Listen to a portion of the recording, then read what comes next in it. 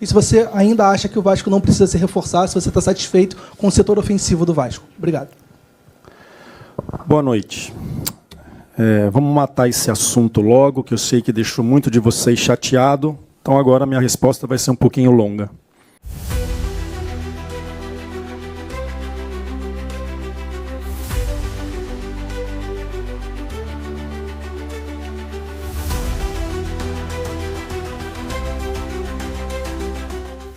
Fala, rapaziada, sejam bem-vindos ao canal Alma Cruz Maltina.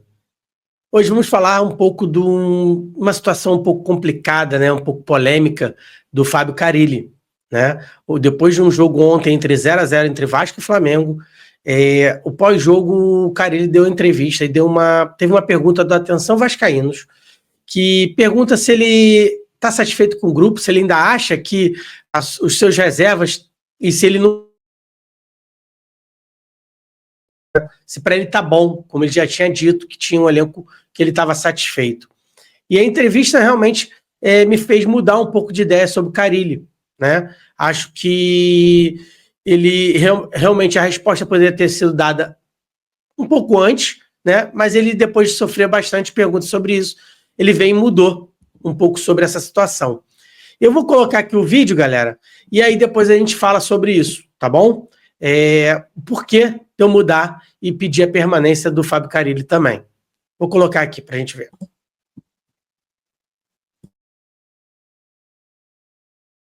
O Garré, que você já disse que não vê como um ponta de velocidade.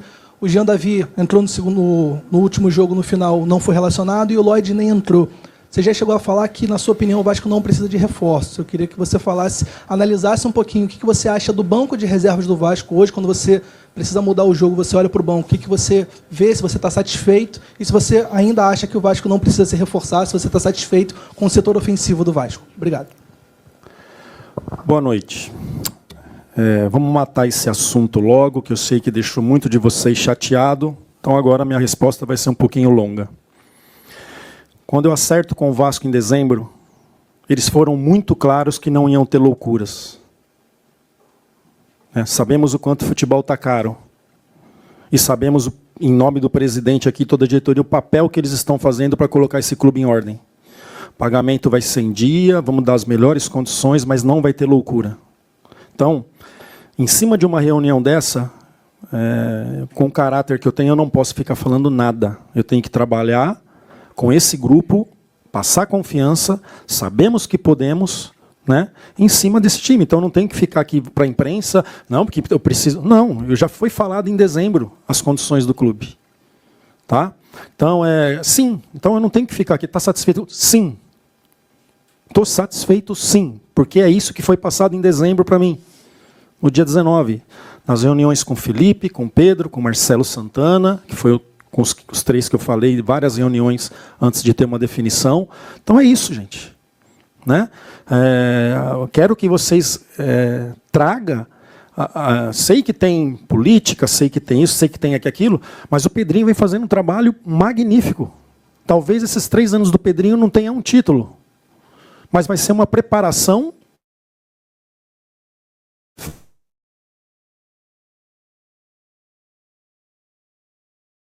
Então, está satisfeito? Sim, por isso. Nas reuniões que foram feitas, foi isso que foi falado e pronto.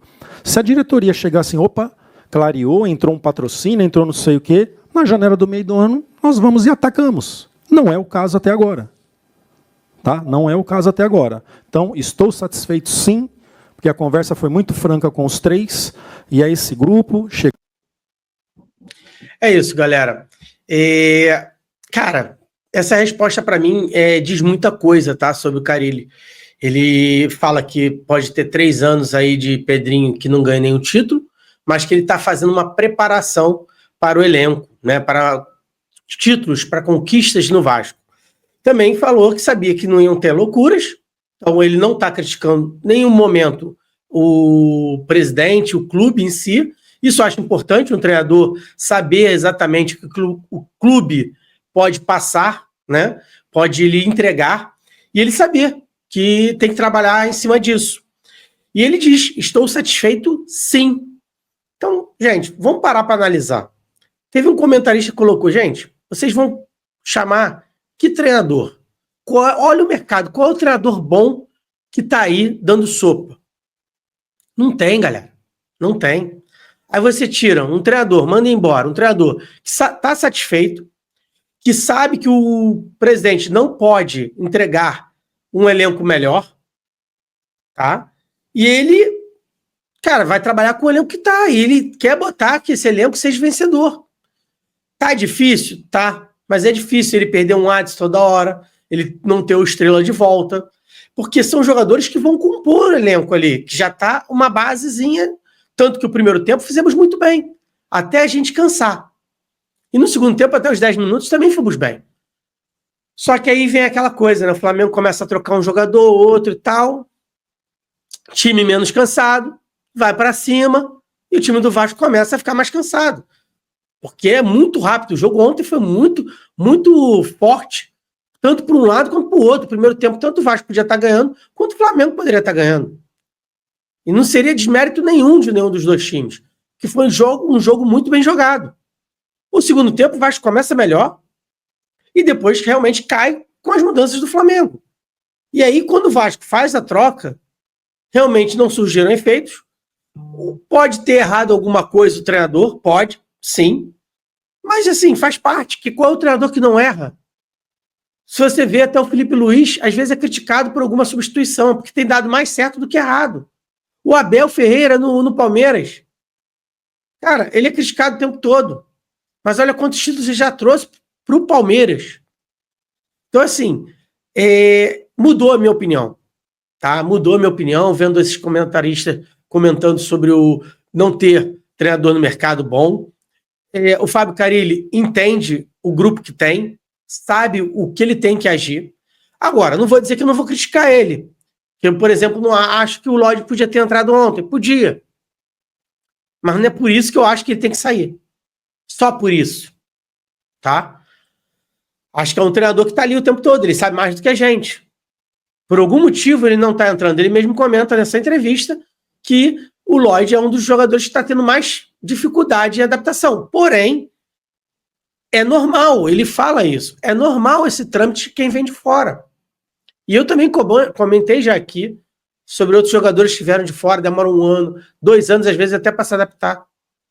Então, galera, a minha opinião é que agora, realmente, vamos deixar o Carille tentar fazer um trabalho.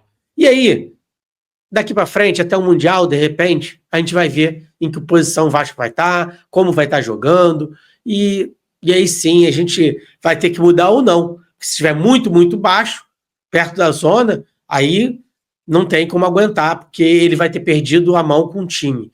Mas, de repente, está do meio da tabela para cima, está fazendo a Sul-Americana mais ou menos, boa, e uma Copa do Brasil também. Galera, não tem treinador bom no mercado.